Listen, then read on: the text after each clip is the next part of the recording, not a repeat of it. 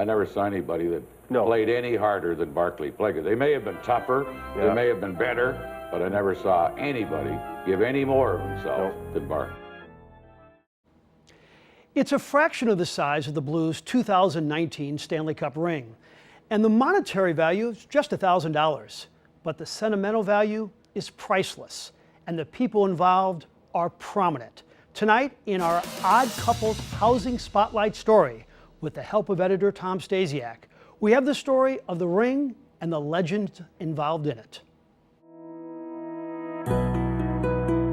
In a sense, they're still together, up in the rafters at the Enterprise Center, Barclay Plager and Dan Kelly.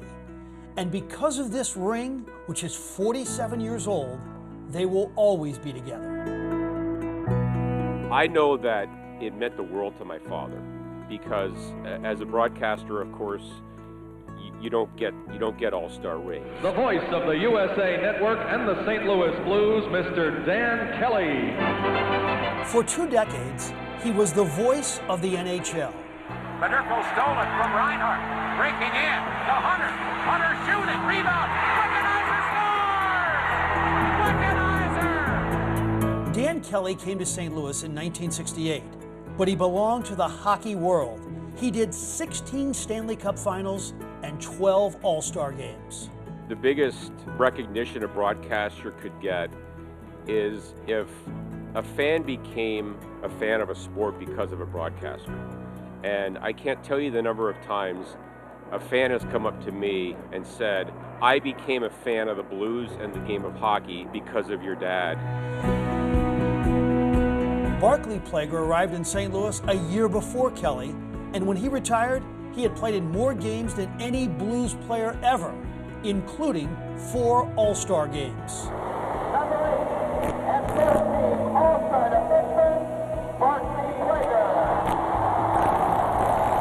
And the two, 5 years apart in age, were inseparable. They became really close to Barclay. Like some of my children were the same age as Barclay's children too.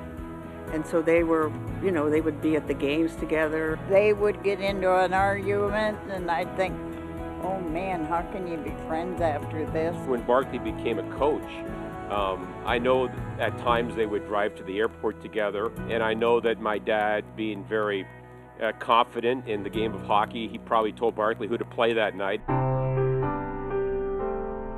In 1974, Barclay decided to do something nice for his friend.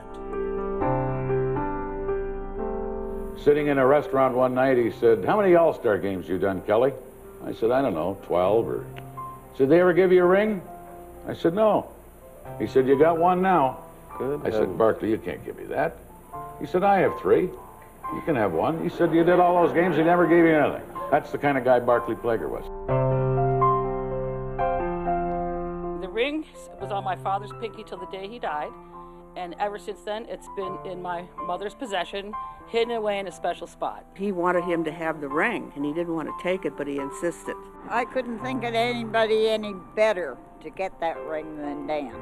And that ring, shared by these legendary figures in Blues history, may have brought some magic a few years ago. My mom and I went up to the alumni box before Game 3 against the Boston Bruins, Stanley Cup Finals, brought the ring to Mrs. Plager.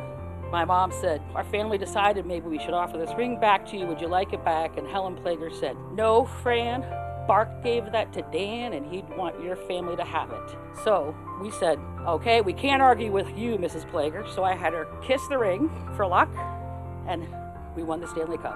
For the first time in their history, the St. Louis Blues are the Stanley Cup champions. They both died far too young. Barclay, a brain tumor in 1988 at age 46. Dan gave the eulogy. And Dan almost exactly a year later at age 52 of cancer. But the act of kindness will never be forgotten.